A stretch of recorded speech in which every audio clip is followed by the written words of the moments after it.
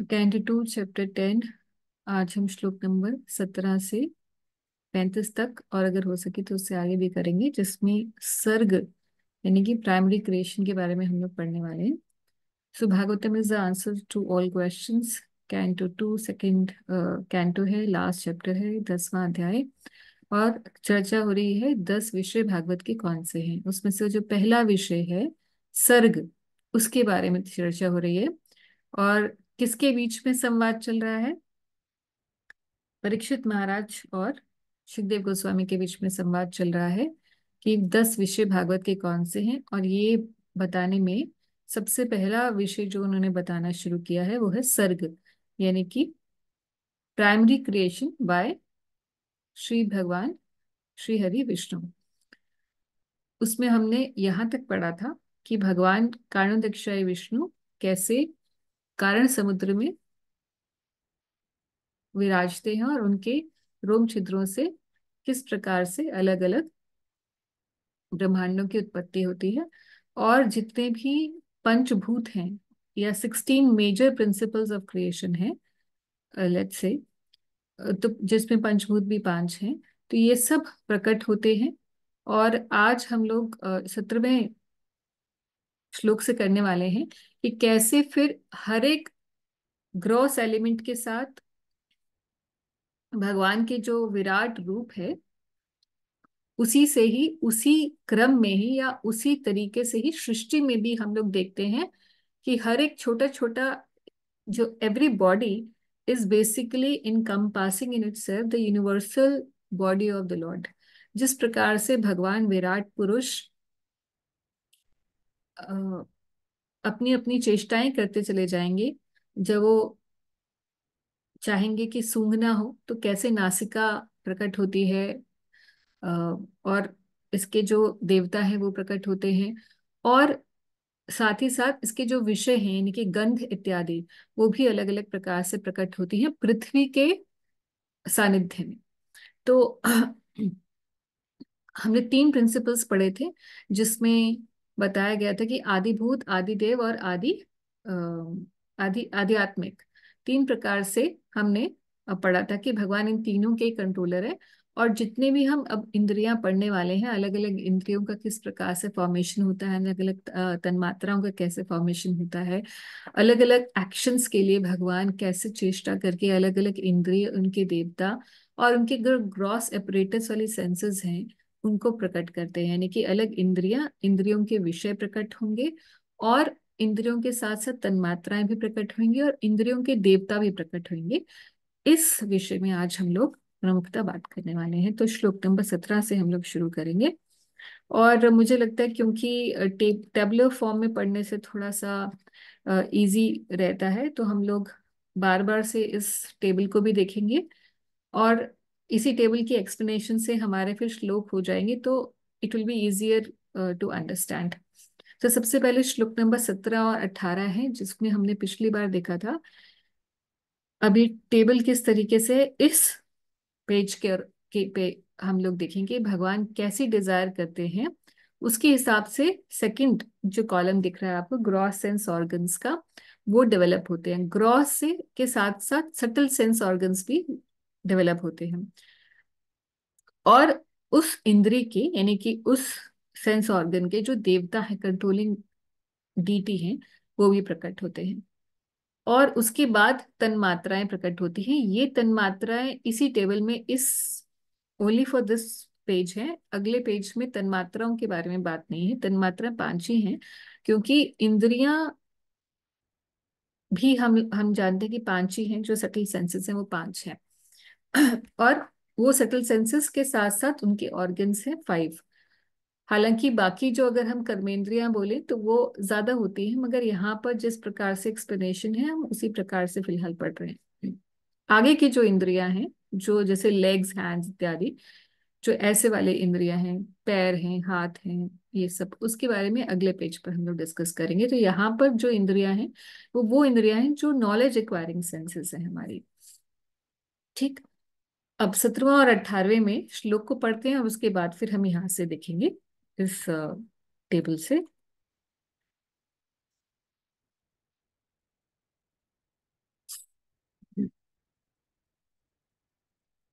The living force being agitated by the Virat पुरुष generated hunger and thirst. यानी कि भगवान ने, आपने पिछली बार देखा था हमने इससे पिछले श्लोक में, कि भगवान ने प्राण, हर चीज के बनाने के बाद उसमें प्राण लेकर आए थे, प्राण वायु दी थी। तो जब प्राण आ गए तो साथ साथ में प्राण आने के बाद भूख प्यास लगने लगी। And when he desire to drink and eat, who, the Virat Purush, the mouth opened, है ना। Mouth opened is basically a figurative way of understanding कि जीवा और माउथ का जो पूरा अपरेटस है, मुख के द्वारा जो भरण पोषण का पूरा प्रक्रिया है, वो आ गई। तो इसके अंदर तालु भी हो गया, इसके अंदर जीवा भी हो गई, जो भी पूरा अपरेटस है ये सब कुछ आ गया, including the gross apparatus as well as a subtle sense organ attached to it। तो प्रभुपाद इसको शुरू भी इसी तरीके से करते हैं, that the process functioning for all living beings in the womb of the mother to develop the sense organs and sense perceptions appear to follow the same principle as in case of Virat Purush, because he is a sum total of all living entities। तो जैसे जैसे हम एक बच्चे का देखते हैं कि जैसे उसके अंदर माता के गर्भ में जैसे जैसे उसकी कैसे बढ़ता है, उसी प्रकार से हम देख सकते हैं सेम एनोलॉजी, सेम फिनोमिना चल रहा है जब विराट पुरुष भी अपनी अ, इच्छा प्रकट कर रहे हैं, तो उसी प्रकार से सब चीजें प्रकट होती जा रही है। वैसे ही जैसे बच्चे को जब भूख लगती है तो उसकी भी अपरेटस माता के घर में ऐसे ही डेवलप होते चले जाते हैं। So it follows the same phenomena, क्योंकि अंदर भी उत्पत्ति, सृष्टि ही हो रही होती है एक, है ना, गर्भ के अंदर भी सृष्टि ही हो रही होती है। तो सेम सिमिली से भी समझ सकते हैं। अ, और प्रभुपाद यहाँ कह रहे हैं कि similarly with, so here the example is of mouth, but similarly it is with the other sense organs as well. Here the mouth is symbolic representation of all sense organs, and the same principle is applicable in others also। आगे भी जितनी इंद्रियां हैं उसी प्रकार से develop होंगी। Basic बात यह है कि भगवान के निर्णय से, उनकी इच्छा करने पर ये सब क्रिएशन होती चली जाती है। तो अगर हम ये सब कुछ भी पढ़ लेंगे, जब हम पढ़ ही लेंगे तो उसके बाद हम लोग ये रियलाइज करेंगे कि अल्टीमेटली पूरी सृष्टि का आधार जो है वो भगवान की इच्छा पर है। जैसे जैसे वो जो जो इच्छाएं करते जा रहे हैं, उनकी इच्छा शक्ति के फलस्वरूप सारी सृष्टि होती चली जा रही है। तो भगवान इस पूरे जगत को केवल अपनी इच्छा मात्र से प्रकट कर देते हैं। ये मूलभूत बात है जिसको ध्यान में रखना है। इसी की लाइन पर फिर आगे सारी क्रिएशन होती जा रही है, प्रिंसिपल यही चलता चला जाएगा। तो हम लोग एक बार यहाँ से देखते हैं टेबल से। अ, ऊपर से नहीं, यहाँ पे क्रम थोड़ा अलग दे रखा है, 22, 23, 21, फिर 17, 18 और 20। तो 17 और 18वां देखते हैं। To drink and eat, so the lord's desire to drink and eat what appeared, आगे के श्लोकों में भी आएगा। तो माउथ, माउथ ओपन, है ना। हम श्लोक में हमने पढ़ा है कि मुख जो है वो प्रकट होता है। तो मुख के अंदर तालु और जीवा। तो तालु और जीवा जनरली हम लोग कॉमन पैलेंस में एक ही तरीके से यूज कर लेते हैं कि द टंग, है ना। उसको इंग्लिश तो उसकी टंग ही है, मगर संस्कृत में हर एक शब्द की अलग अलग कॉन्टेक्स्ट के हिसाब से यूज होता है। तो तालु तो हमारा वो जो दिखने वाला है, जो दिख रही है हमारी जीवा, जो जीभ हम जिसको कहते हैं, वो जो हम देख सकते हैं, ग्रॉस है, स्थूल है, हमारे शरीर का अंग जो हम देखते हैं, वो तो ग्रोस सेंस ऑर्गन है जो डेवलप होता है पहले। और साथ ही साथ जीवा जो है, जीवा वो है जो टेस्ट को, जो हम उसके अंदर जो टेस्ट करने की जो कैपेबिलिटी है वो, तो जीवा प्रकट होती है। और साथ ही साथ जीवा के देवता कौन है? वरुण, जिनके द्वारा हम लोग ये टेस्ट कर पाते हैं। अब ये तन्मात्रा जो प्रकट होती है, तन्मात्रा is a combination of taste and water. तो अगर देखा जाए तो ये टेस्ट क्या है, नोबडी नोज। हम कुछ रस आता है हमें, जब हम कुछ खाते हैं, मीठा खाते हैं, खट्टा खाते हैं, तो हमें एक अलग से टेस्ट आता है। No we can't describe it. अलग अलग ऑब्जेक्ट्स को खाने, इनके सेंसेस आर देयर। सेंस के ऑब्जेक्ट क्या है? ऑब्जेक्ट हुए इंद्रियों के विषय। तो आप देखिए यहाँ पे अलग अलग चीजें दोबारा से मैं बता देती हूँ। एक होती है ग्रॉस सेंस, एक सटल सेंस यानी कि इंद्री, उस इंद्री के विषय। उस इंद्री के विषय क्या होते हैं कि जो उस इंद्रिय जिस पर वो ठहरती है। जैसे कि आंख का विषय है देखना, तो अलग अलग जो भी चीजें हमें दिखाई देती हैं सब इस दृष्टि के विषय हैं। ऐसे ही जिह्वा, जिससे हम अलग अलग चीजें का स्वाद लेते हैं, उसके विषय क्या हो गए? उस इंद्री के विषय क्या हो गए? खाद्य पदार्थ अलग अलग तरीके के, ये विषय हैं, ये सेंस ऑब्जेक्ट्स हैं। मगर तन्मात्रा ये भी नहीं है। तन्मात्रा है उसको ग्रहण करने की जो क्षमता है, परसेप्शन जिससे होती है कि मैं जो खा रही हूं वो खट्टा है या मीठा है, वो बताती है तन्मात्रा। तो ये तन्मात्रा एक ग्रॉस एलिमेंट तो है ही है उसमें, पंचभूतों का water element, but at the same time taste is aligned with it. Now how it is, ये तन्मात्रों का समझना बहुत मुश्किल काम है। और in fact as we have discussed many times with I think ISS के प्लेटफॉर्म में कई बार डिस्कस हुआ होगा, नॉट इन आवर क्लास, मगर इसके ऊपर भी पूरा रिसर्च चल रहा है कि तन्मात्रा किस तरीके से वर्क करती है। तो जो भी सिद्धांत है वो सिद्धांतिक रूप से ये बात है कि तन्मात्रा या परसेप्शन कैसे आती है, क्योंकि हम कई बार लोगों को देखते हैं कि उनकी जीवा भी है। कुछ ऐसे लोग होते हैं जिनकी जीवा होती है, या अगर हम देखें कि या दृष्टि में समझना और आसान है कि कोई लोग उनकी आंख ठीक ठाक होती है मगर दृष्टि नहीं होती। तो उस तरीके से हम समझ सकते हैं कि ग्रोस है मगर सटल नहीं है, या दृष्टि भी है तो हर चीज को नहीं देख पा रही है। तो हमारी दृष्टि भी सीमित होती है क्योंकि हम परसीव भी बहुत कम कर पाते हैं, एक लिमिट तक परसीव कर पाते हैं। जबकि कुछ लोग और होते हैं जिनको हम बोलते हैं इनकी और दृष्टि, इनकी दिव्य दृष्टि है, या उनकी उनकी दृष्टि जो है अच्छी दृष्टि है। तो कैसे अच्छी मतलब इन अ स्पिरिचुअल वे, तो दिव्य दृष्टि है किसी की, तो इसका मतलब उनकी और एलिवेटेड है ये चीजें, और प्रकाशित है उनका ये विभाग जो है। सो 17वां और 18वां भी हम लोग श्लोक पढ़ लेते हैं, इसी से रिलेटेड है। From the mouth the palate became manifest, यानी कि तालु आया। And thereupon the tongue was also generated, यानी कि जिह्वा। After this all the different taste came into existence, यानी कि जिह्वा आते ही, इंद्री आते ही, इंद्री के विषय जितने भी टेस्ट हैं वो भी डेवलप हो गए, so that tongue can relish them. तो एक ही क्रम में सब चीजें अपीयर हुई। तो ऐसा नहीं है कि अब इस सृष्टि की उत्पत्ति से ये भी पता चलता है कि जैसे हम जो साइंस में सृष्टि की क्रिएशन का प्रोसीजर पढ़ते हैं कि पहले एक ही लिविंग एंटिटी थी, सिंगल सेल अमीबा, फिर वो डेवलप करता है, फिर वो है ना अलग अलग फॉर्म्स में बनता है। फिर जैसे जैसे हम डार्विन की थ्योरी देखते हैं कि एक स्पीशीज से दूसरी स्पीशीज बनती है और एडवांस होती चली जाती है, इस तरीके से हम लोग जानते हैं। मगर इस प्रकार से अगर हम शास्त्रों में देखें तो सृष्टि ऐसे नहीं है। शास्त्रों में हम देखेंगे सृष्टि एक ही बार में सबकी उत्पत्ति हो जाएगी, आगे आने वाले श्लोकों में भी हमें पता चलेगा ये।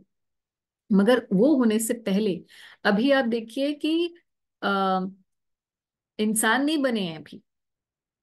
ये ध्यान रखने की बात है कि अभी तो सिर्फ सर्ग चल रहा है। सर्ग में अभी जीवात्माओं को शरीर नहीं मिलेंगे, वो तो विसर्ग में होंगे जब ब्रह्मा जी क्रिएट करेंगे। मगर जिनको वो क्रिएट करेंगे उनके लिए जो एपरेटस हैं पहले तैयार हो गए। आप समझ रहे हैं? माने किसी ब्रह्मा जी को इस तरीके से हम मान सकते हैं कि किसी फैक्ट्री में कोई एक पर्सन है, वो अलग अलग चीजों को असेंबल करके एक पर्टिकुलर यूनिट बनाता है। जैसे कार असेंबली यूनिट होती है, तो कार असेंबली यूनिट पे जो असेंबल कर रहा होता है वो तो सिर्फ असेंबल ही कर रहा है, वो बना कुछ नहीं, सबको जोड़ रहा है, जिक्सॉ पजल जुड़ रही है यहाँ पर। मगर उसके जो पार्ट्स है वो तो अलग अलग डिपार्टमेंट्स में बनते हैं, है ना। किसी में कोई सीट बनती है, कहीं पर इंजन बनता है, कहीं पर पेंट होता है, पेंट शॉप होती है। तो इस तरीके से अलग अलग विभाग होते हैं, और उन सबको जब इकट्ठा कर दिया जाता है तो वो बस असेंबली असेंबली लाइन पर सिर्फ असेंबल हो रहा होता है। तो ब्रह्मा जी का काम मोर और less is assembling everything together. मगर ये जो जीवा है, तालु है, उससे रिलेटेड तन्मात्रा और उसके देवता हैं, वो पहले ही क्रिएट हो रहे हैं। अब ध्यान देने की बात यह है कि ब्रह्मा जी ने तो अभी क्रिएशन की नहीं, और ब्रह्मा जी जब देंगे तो पोस्ट देंगे, किस किस को वरुण देवता बनाएंगे, किसी को सूर्य देवता बनाएंगे, है ना। देवता तो कौन, ब्रह्मा जी के एक दिन में 71 बार अ, मनवंतर होते हैं, और 14, अगर हम देखें तो 14 बार मनु होते हैं, और 14 बार ये बार बार अलग अलग देवी देवता पोस्टिंग होती है इनकी। तो देवता तो अभी बाद में प्रकट होंगे, मगर यहाँ पर फिर जो देवता बताए जा रहे हैं ये कौन से देवता है।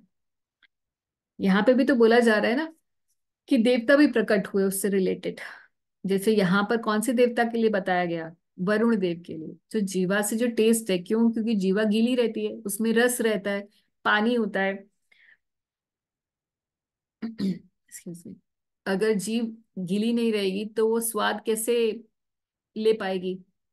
तो यहाँ पर बात यह है कि देवता प्रकट होने का मतलब है उस इंद्री से, देवता उससे रिलेटेड देवता प्रकट होने का मतलब है कि वो विभाग क्रिएट हो गया है।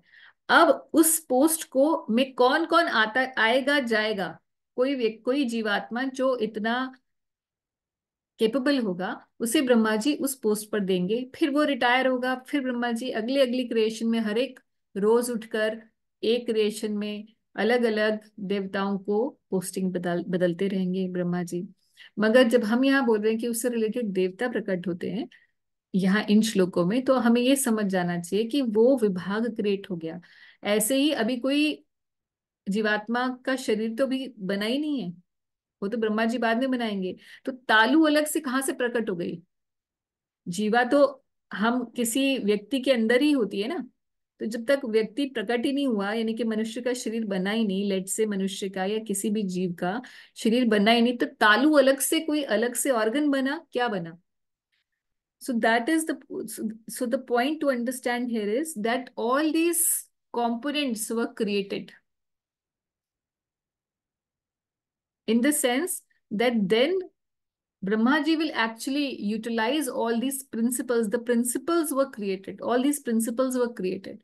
And then Brahmaji will utilize them to ultimately form the bodies of the living entity. So ये थोड़ा कॉम्प्लिकेटेड है अंडरस्टैंड करना कि किस तरीके से जीवा पहले प्रकट हुई, और बाद और बाकी सब भी इंद्रियां पहले ही प्रकट हो गई थी ब्रह्मा जी के क्रिएशन से पहले ही, है ना। सो देखते हैं आगे के। अच्छा, यहाँ पर मैंने पिछली बार बताया था कि ये आदि भूत, आदि देव और आध्यात्मिक के बारे में प्रभुपाद जी एक और एग्जाम्पल देते हैं जो ज्यादा इजी टू अंडरस्टैंड एग्जाम्पल है। अ, इसको पढ़ते हैं हम लोग। It suggest therefore that Varuna was also generated along with the development of the tongue. The tongue and the palate being instrumental are Adi Bhutam or the forms of matter। तो जो टंग है, जिस जो एपरेटस, जो gross apparatus है, form of matter है, उसको आदिभूत कहते हैं। और जो उसकी फंक्शनिंग डीटी होती है, who is the living entity, जो भी एक जीवात्मा ही होती है, वो आदि देव होते हैं, यानी कि उससे देवता, उससे जुड़े हुए देवता। Whereas the person undergoing the function is आध्यात्मिक, यानी कि जिसके लिए ये प्रकट होएगी वो आध्यात्मिक है। Thus the three categories are also explained as to their birth after the opening of mouth of the Virat Purush। सो ये तीन प्रिंसिपल्स हमने पढ़े थे कि भगवान कैसे इन तीनों के ही कंट्रोलर है।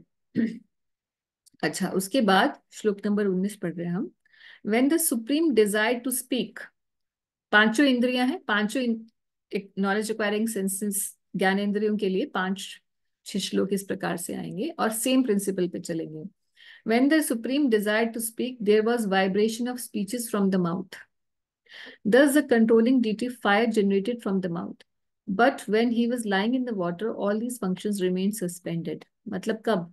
क्रिएशन से पहले। क्रिएशन से पहले इट वॉज ऑल सस्पेंडेड, मगर जब अब क्रिएशन करने के लिए भगवान ने इच्छा प्रकट की बोलने की, विराट पुरुष ने इच्छा प्रकट की बोलने की, तो कंठ से ध्वनि आने लगी, और उसकी जो कंट्रोलिंग डीटी यानी कि principle of fire then was generated from the mouth. The peculiarity of gradual development of different senses is simultaneously being supported by the controlling deities. एक प्रिंसिपल इसमें प्रभुपाद ये बता रहे हैं कि सबको ये देखना चाहिए कि क्योंकि हर एक इंद्री से रिलेटेड एक देवता है, तो वो देवता उसके अधिष्ठाता देवता है उस इंद्री के। इसीलिए अगर हमारे शरीर का कोई भी भाग, आप देखेंगे कभी कोई बोलते हैं कि आंखों की रोशनी बढ़ाने के लिए आपको क्या करना चाहिए, किस देवता को अर्घ देना चाहिए, जानते हैं आप?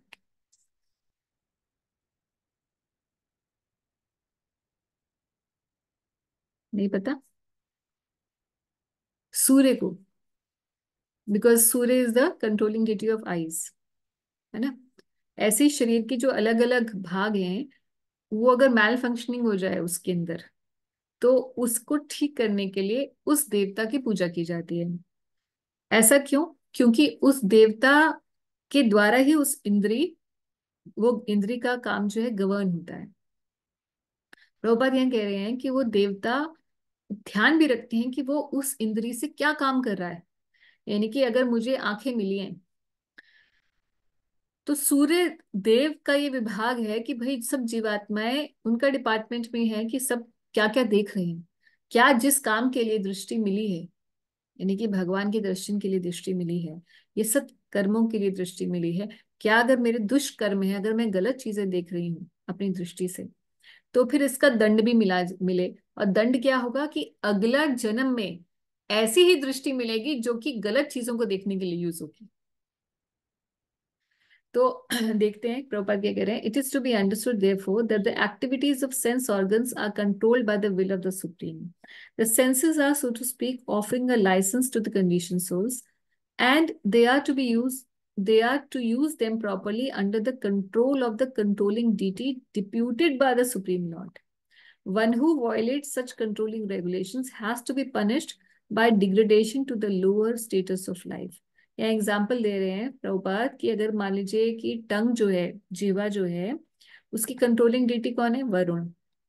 Now the tongue of the human being is meant to eat certain kind of food, मगर अगर हम अनरिस्ट्रिक्टेड तरीके से खाते हैं, है ना, जैसे शुगर का यहाँ एग्जाम्पल दे रहे हैं कि शुगर डजंट डिस्टिंग्विश कि क्या खाने योग्य क्या खाने योग्य नहीं है, तो अगला जन्म फिर ऐसे व्यक्ति का जो मनुष्य जन्म मिला है, मगर जो डिस्क्रिमिनेट नहीं करता है कि ये खाद्य है, ये नहीं, ये खाने लायक नहीं है, ये निषेध है, इसे मैं नहीं खाऊंगा, जो मिलता है everything which flies on the air, everything which walks and everything that swims, सबको खा सकता है वो।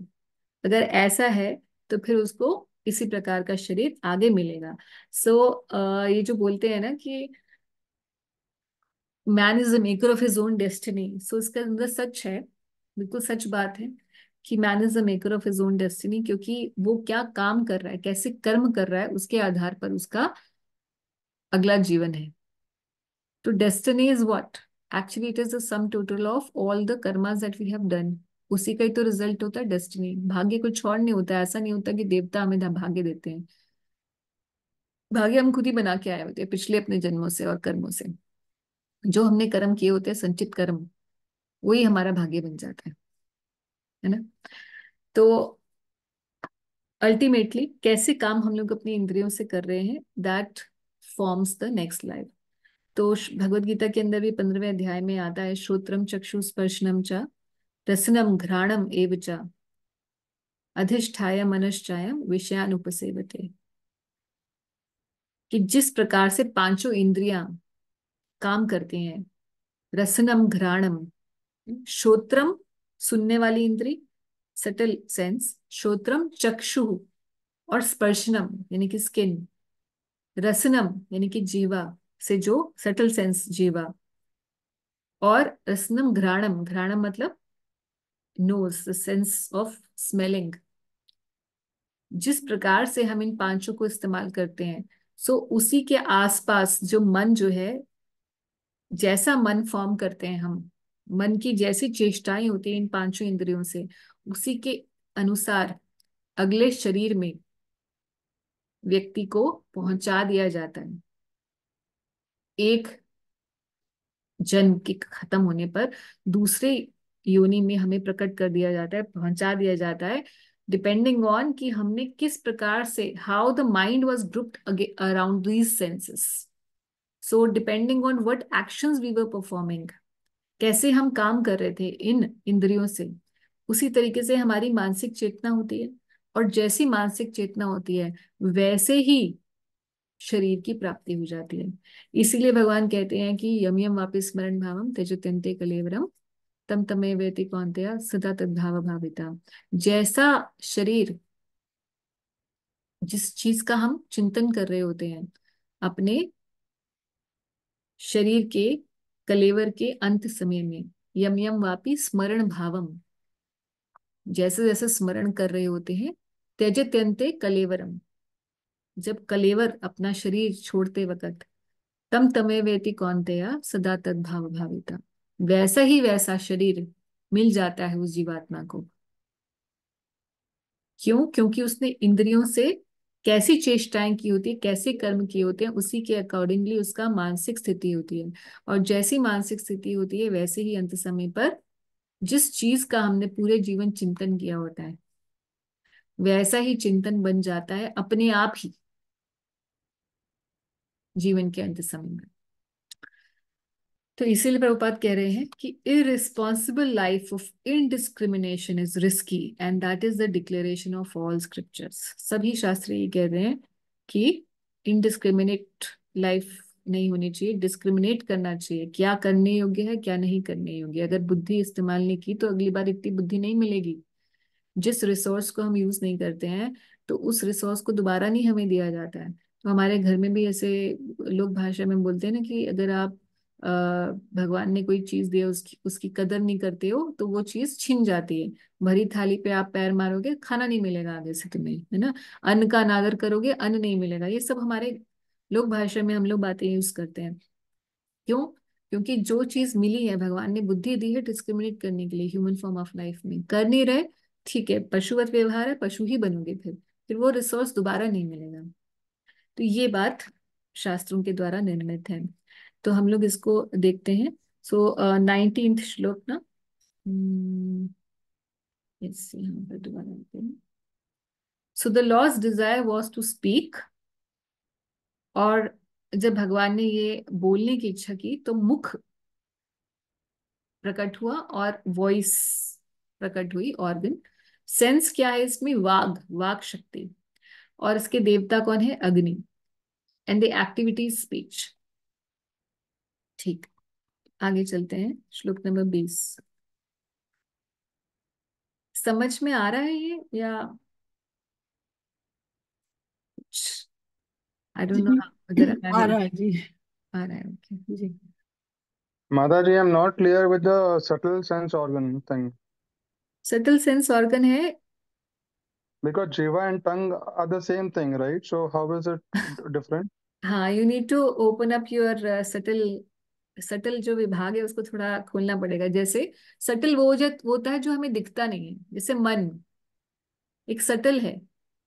Right, हमें पता है मगर वो दिखाई नहीं देता है, मगर वो ही सब कुछ चला रहा होता है। ठीक। तो correct. जो टंग है वो एपरेटस है। ऐसे मान लीजिए कि हार्डवेयर एंड सॉफ्टवेयर।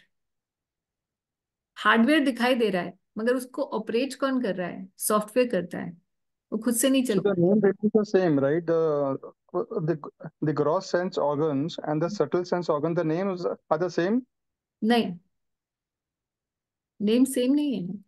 यहाँ देखिए हमने So when you chart say में jiva, बनाया। so that is the same thing, right? हाँ, तो जो जीवा है, हम लोग संस्कृत में जीवा, देखिए इंग्लिश में तो हम जीवा और तालु दोनों को इंग्लिश में टंग ही कहते हैं। Because Hmm. इंग्लिश में कुछ सटल की तो उनकी उनके कल्चर में सटल का तो कुछ कॉन्सेप्ट नहीं होता ना, Definition meaning है, correct. Hmm. डेफिनेशन नहीं होती। इसीलिए यहाँ संस्कृत में दो अलग अलग तरीके से पता चलता है। जीवा वो है, वो सटल सेंस है जिसके द्वारा हम किसी चीज का टेस्ट पता करते हैं। तो somebody okay. Can have a taste, जैसे मान लीजिए कभी कोविड में लोगों की जीवा तो मतलब तालू तो होता है, मगर जीवा पर हाँ, प्रहार हो टेस्ट जाता है। नहीं है लेकिन। ही कांट हैव द, हाँ, Can sense your to argument taste. is so you feel that same thing basically. हाँ, Uh, so when somebody is not well या and you're having certain dish, you don't get that taste for that taste, particular dish. Yes. ऐसे ही हमारा जब मन ठीक नहीं होता है, तो मन जो है ये सारे सटल सेंस ऑर्गन्स को कंट्रोल करता है डायरेक्टली। Right. बोलते हैं ना, हमारा हमें कुछ अच्छा नहीं लग रहा, हम अच्छा भी कुछ खा रहे होते हैं तो उसका टेस्ट हमें वैसा नहीं लग रहा होता। Hmm.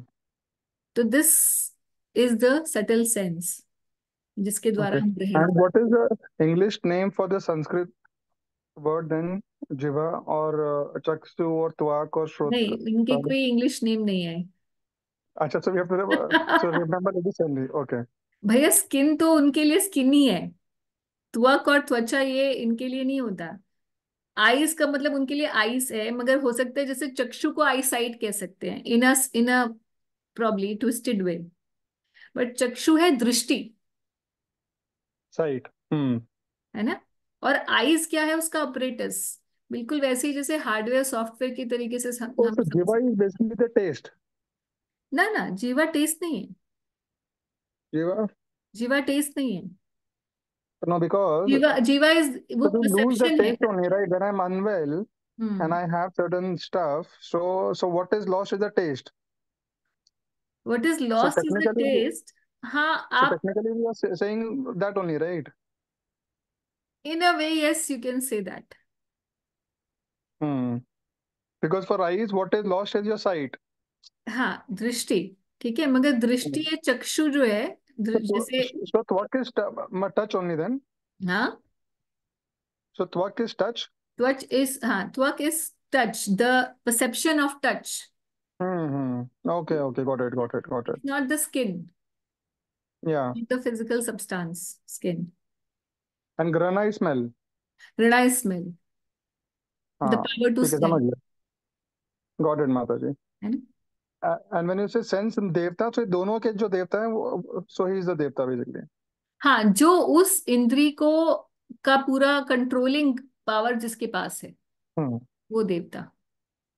Okay. And वो there is one more word you had used, Mataji. I forgot that name only now. तन्मात्रा। हाँ, तन्मात्रा. What's that? हाँ, Here. फिर ये लास्ट वाले में देखिए, अगर आप इस चार्ट की उधर पे तन्मात्रा। The sense objects plus the gross elements है तन्मात्रा. हाँ, तन्मात्रा जिससे हम वो परसीव करते हैं, फाइनली उसकी परसेप्शन होती है जिससे, वो तन्मात्रा Okay. Okay.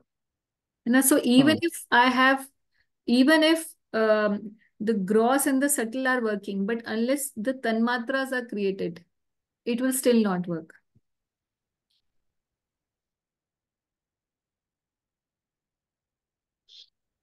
Correct. रुचिर है, ये भागवत ठीक है. सांख्य का पोर्शन है। इट्स इसके मतलब this is a subject of research actually, even still being researched.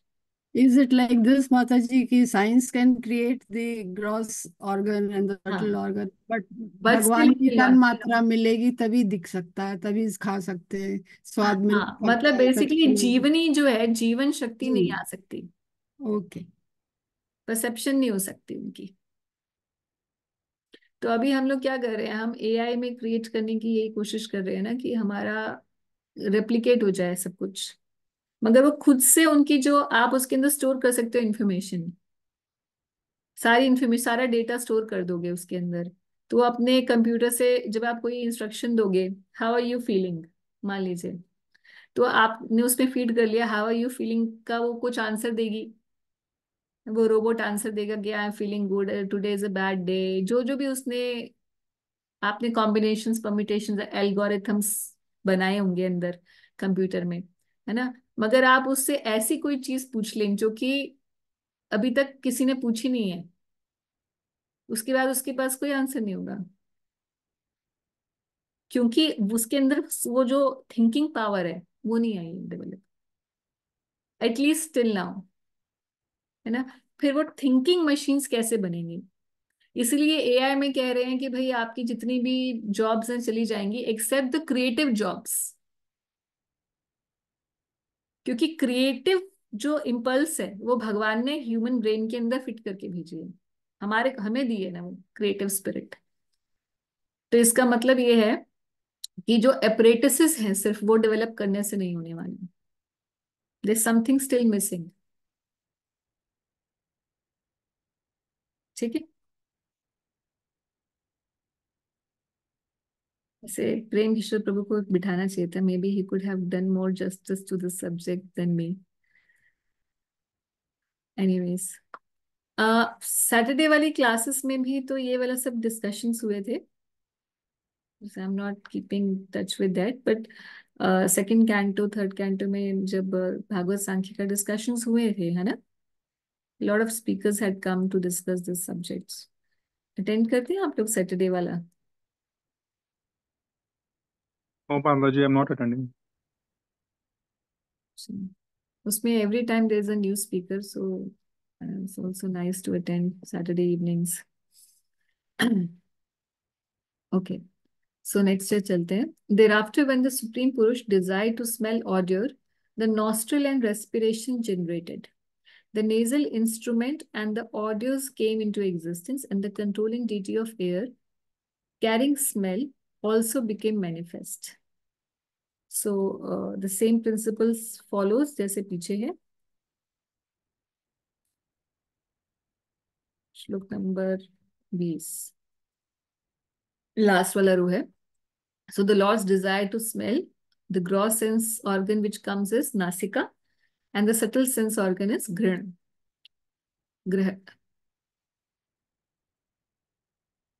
और इसके देवता है अश्वनी कुमार, और तन मात्रा है मिलके स्मेल और अर्थ से बनी है, क्योंकि earth is related to smell, है ना। आपको याद है हमने इस बारे में एक, लेट मी ब्रिंग दिस, हमने पिछले भी उसमें किया था,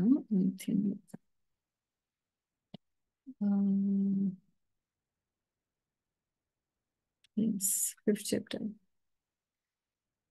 सो हमने फिफ्थ चैप्टर में भी हमने ये डिस्कशंस किए थे। देखिए आपको दिख रहा है प्रोसेस ऑफ क्रिएशन। तो उसमें भी सेम क्रिएशन का प्रोसेस हमने किया था। भगवान विष्णु से मटेरियल नेचर प्रधान आता है, प्रधान को जब भगवान एजिटेट करते हैं उसमें थ्री मोड्स एक्टिव फॉर्म में आ जाते हैं, तो महत्तत्व क्रिएट होता है। फिर अहंकार, अहंकार इन गुडनेस पैशन इग्नोरेंस, फिर उससे द्रव क्रिया और ज्ञान शक्ति प्रकट होते हैं। यहाँ पे भी सेम टर्म्स थे, आदिदेव, आदि आत्मा और आदिभूत, right.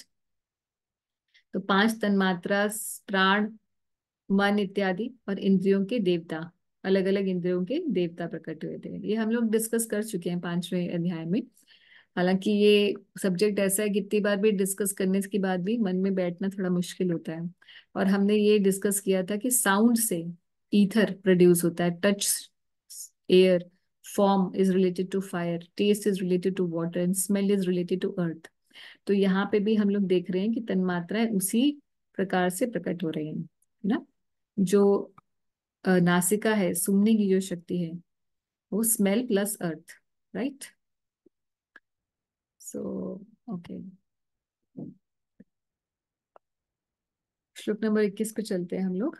Thus when everything existed in darkness, thus when everything existed in darkness, the Lord desired to see himself and all that was created. Then the eyes, the illuminating God's Son, the power of vision, and the object of sight all became manifest. So same principle.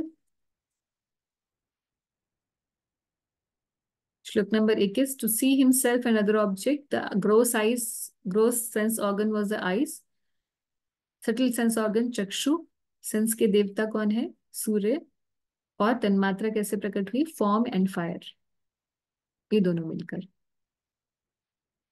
तो यहाँ पे आदिभूत कौन है, आध्यात्म कौन है, आदिदेव कौन है, ये यहाँ पर इस चार्ट से हम लोग देख सकते हैं कि आदिभूत क्या होता है, आदिदेव क्या है, आध्यात्म क्या है।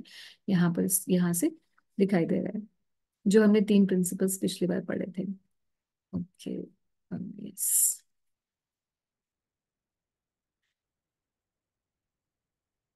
By development of the desires of the great sages to know, the ears, the power of hearing, the controlling deity of hearing, and the objects of hearing became manifest.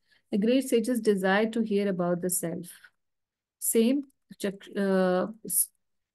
hearing senses. अब एक दो और श्लोक करके फिर उधर जाते हैं. When there was a desire to perceive the physical characteristics of matter, as softness, hardness, warmth, cold, lightness, heaviness, etc., the background of sensation, skin and skin pores, the hairs on the body and their controlling deities, the trees were generated. Within and without the skin, there is an air covering through which sense perception became prominent. So यहाँ पर skin and the sense of perception की बात हो रही है. So श्लोक number 23 and 22 and 23 we are reading. So भगवान ने क्या इच्छा प्रकट की? To understand himself through Vedic sound. Gross sense organ क्या प्रकट हुए? Ears, कर्ण. और subtle sense organ क्या है? श्रोत्र, जिसके द्वारा सुना जाता है.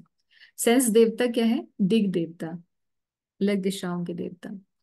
Sense object plus gross element कौन से बने? Sound and ether. तो सारी ध्वनि जो है कहाँ है? सारा शब्द कहाँ है? खम में, यानी कि आकाश में. To experience softness, hardness, heat, cold कैसे एक्सपीरियंस करते हैं? स्किन से. और सटल सेंस ऑर्गन क्या है? त्वक. देवता कौन है? वायु. Touch and air combined together to form the tanmatra. तो हम लोग पढ़ते जाते हैं इस प्रकार से. Thereafter, when the supreme person desired to perform, अब यहाँ पर जो subtle senses थी कंप्लीट हो गई हैं. अब यहाँ पर जो बाकी वर्किंग सेंसेस है हमारी वो आएंगी, उनका डिस्क्रिप्शन है. Thereafter, when the supreme person desired to perform varieties of work, the two hands and their controlling strength, the Indra, the demigod in heaven, became manifest, as also the acts dependent on both the hands and the demigod. तो जब भगवान ने कुछ क्रिया करने की चेष्टा की तो क्या प्रकट हुए? हाथ प्रकट हुए, क्योंकि सारे काम हम हाथों से करते हैं. और हाथों के जो देवता हैं वो है इंद्र. और सेंस ऑर्गन क्या है इसमें? सटल सेंस ऑर्गन है बलम. बल होगा तभी हम काम कर पाएंगे. ये हो गया श्लोक नंबर 24. प्रभुपाद यहाँ बता रहे हैं कि अल्टीमेटली क्या इस सबसे अंडरस्टैंड करने की बात है. No one therefore can claim any proprietorship of the senses, क्योंकि सब कुछ कहाँ से प्रकट हो रहा है? भगवान से. The living entity is controlled by the senses. हम किसके कंट्रोल में? हम पूरी तरीके से अपने इंद्रियों के कंट्रोल में होते हैं ना. अब मेरा ये खाने का मन कर रहा है, इसका मन कर रहा है, तो सब कुछ जो है हम अपनी इंद्रियों के कंट्रोल में. इंद्रियां किसके कंट्रोल में है? मन के कंट्रोल में है. The senses are controlled by the demigods and the demigods are servant of the supreme lord. This is the arrangement in the system of creation. The whole thing is controlled ultimately by the Supreme Lord, and there is no independence either of the material nature or of the living entity. तो किसी और के control में ही नहीं है. Ultimate controller जो है हर चीज के. डेलीगेशंस के लेवल्स हो सकते हैं. भगवान ने डेलीगेशन का लेवल किया है और इतना ज्यादा डेलीगेट किया है कि पूरी सृष्टि में, आगे आने वाले श्लोकों में हम पढ़ेंगे कि पूरी सृष्टि में से एक भी काम खुद नहीं करते. एक भी काम खुद नहीं करते. सुपर डेलीगेटेड, पूरी तरीके से डेलीगेटेड है. कोई भी क्रिएशन सिर्फ मटेरियल क्रिएशन का देने के बाद उसकी रनिंग, उसकी सेकेंडरी क्रिएशन, उसका मेंटेनेंस और उसकी डिस्ट्रक्शन तक अपने पर्सनल हस्तक्षेप के साथ काम नहीं करते हैं, मगर फिर भी हर चीज के नियंत्रक वही हैं. तो प्रभुपाद यही बता रहे कि भैया अल्टीमेटली व्यक्ति इस सब चीजों को अंडरस्टैंड करने से what is the takeaway? The takeaway is कि हर चीज भगवान ने ही बनाई हुई है. मेरा ये सब कुछ जो दिया हुआ है, शरीर भी जो दिया हुआ है भगवान की संपत्ति है, उसी के लिए यूज होना चाहिए. और मेरी अपनी कोई इंडिपेंडेंस नहीं है, मेरी या किसी की भी. कोई भी कहे कि I am independent, nobody is independent. Everything is ultimately under the supreme control of the Lord. ये बात अच्छे से व्यक्ति को समझ आनी चाहिए ये सब पढ़ने के बाद. ये बात है. ओके, सो नेक्स्ट श्लोक पे चलते हैं. देर अपॉन बाय, फटाफट हम लोग ये श्लोक कंप्लीट करते हैं because the same concept is flowing everywhere. Thereupon by so desiring to control movements his legs became manifest and from the legs the controlling deity named Vishnu generated. तो ये जो कंट्रोलिंग डीटी विष्णु है, he is a demigod with the name Vishnu, he is not भगवान Vishnu. By his personal supervision of this act, all varieties of human beings are busily engaged in dutiful occupational services. तो चलने के लिए भगवान ने movement के लिए लेग्स बनाई. लेग्स के कंट्रोलिंग देवता ये विष्णु है. और इस प्रकार से सभी लोग क्रियाशील हुए. यहाँ देखें, अगर हम श्लोक में ही प्रभुपाद यहाँ बता रहे हैं यज्ञ. श्लोक के अंदर जो संस्कृत शब्द आया यज्ञ, a certain demigod of the name Vishnu, जो इनके कंट्रोलिंग डेटी है. हम लोग पढ़ते हैं एक बार श्लोक number 25. So to move about, legs या पाद इज द ग्रोस सेंस. कर्म भी ये सेटल सेंस ऑर्गन है. ये यहाँ पे नहीं दिया हुआ है. जिसने ये कंपाइल किए हैं उन्होंने आगे भागवतम के रेफरेंसेस से इन्हें कंपाइल किया हुआ है. सेंस देवता यहाँ ये प्रभु जी लिखे हैं उपेंद्र. उपेंद्र वैसे तो भगवान उपेंद्र कौन है? वामन देव है ना. मगर प्रभुपाद यहाँ पर जो लिख रहे हैं, प्रभुपाद यहाँ जो लिख रहे हैं, is a certain demigod of the name Vishnu, certain demigod of the name Vishnu. So it doesn't seem like it is Upendra. तो अगर आप रेफर कर रहे हैं ये book, which is this book? Gauranga Darshan Prabhu की, what is it called? Bhagavatam tales. Subodhini. नहीं नहीं, टेल्स नहीं, भागवत सुबोधनी. ठीक है. तो जिस बुक से मैंने ये आपको ये रेफर करवाया है, तो उसमें प्रभु जी यहाँ उपेंद्र लिखे हैं. हालांकि प्रभुपाद जी यहाँ पर certain demigod of the name Vishnu लिख रहे हैं. So there slight variation. I don't know why he has written Upendra. Upendra is Bhagwan Vaman देव, जो इंद्र के छोटे भाई के रूप में प्रकट हुए, भगवान वामन देव. But doesn't seem like that from reading Prabhupada's translation. So this is a place where we need to exercise our discretion. Excuse me. Thereupon, for sex pleasure, begetting offsprings, and tasting heavenly nectar, the Lord developed the genitals, and thus there is the genital organ and its controlling deity, the Prajapati. तो प्रजापति अलग अलग प्रजापति हैं, जैसे दक्ष प्रजापति हैं, कश्यप जी प्रजापति हैं. तो ऐसे अलग अलग प्रजापति प्रकट हुए. The object of sex pleasure and the controlling deity are under the control of the genitals of the Lord. So it's self explanatory. आगे चलते हैं. ऐसे अलग अलग सारे सेंस ऑर्गन्स जो वर्किंग सेंसेस है, उनके लिए डिस्कशन हो रहा है. Thereafter desiring to evacuate the refuse of eatables, the evacuating hole anus and the sensory organ thereof developed along with the controlling deity Mitra. The sensory organ and the evacuating substance are both under the shelter of the controlling deity. Okay, thereafter desiring to move from one body to another, एक शरीर से दूसरे शरीर में अपना विस्तार करने के लिए, the navel and the air of departure and the death were combinedly created. तो प्राण, किसी के अंदर प्राण आते हैं, प्राणों से जीवन होता है, और अपान से क्या होता है? मृत्यु होती है. अपान वायु से मृत्यु होती है. और यहाँ यही बताया कि सो द नेवल, जो नाभि है, क्योंकि नाभि से ही एक से दूसरा जीवात्मा प्रकट होती है थ्रू द प्रोसेस ऑफ जो गर्भ का प्रोसेस है ना. जैसे भगवान विष्णु की गर्भ से जो नाल प्रकट हुआ, उससे ब्रह्मा जी प्रकट हुए. सेम फिनोमिना हम देखते हैं यहाँ भी सभी जीवात्माओं में. एक से दूसरे में जाने के लिए यही फिनोमिना होता है ना. क्रिएशन का यही फिनोमिना है. और डेथ के लिए, क्योंकि डेथ भी जरूरी है, एक से दूसरे में जाने के लिए death is required.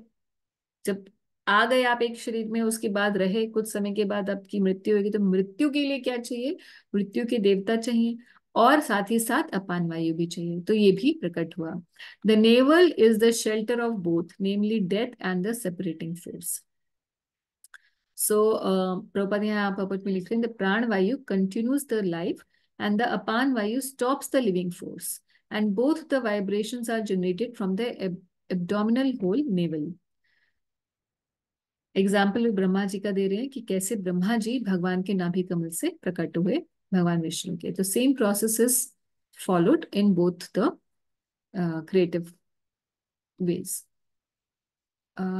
So for changing body, sense organ is नाभि एंड अपान वायु, जितने भी प्राण और अपान दोनों वायु हैं, मृत्यु देवता है और एक्शन है death. When there was desire to have food and drinks, खाने पीने की इच्छा, the abdomen and the intestines and also the arteries became manifest. The rivers and the seas are the source of their sustenance and metabolism. तो इनके देवता कौन है?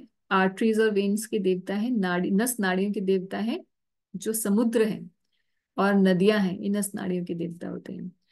तो it's pretty easy to understand. ये हम पहले भी जहां भी विराट पुरुष का हमने डिस्क्रिप्शन पढ़ा है सेकंड कैंटो के अंदर, शुरुआत में फर्स्ट चैप्टर के अंदर भी हमने ये सब चीजें पढ़ी थी, अगर आपको याद हो तो। When there was a desire to think about the activities of his own energy, then the heart, हाँ यहाँ थोड़ा सा समझने वाली बात है इस श्लोक से। Then the heart, the seat of the mind, the moon, determination and all desires became manifest.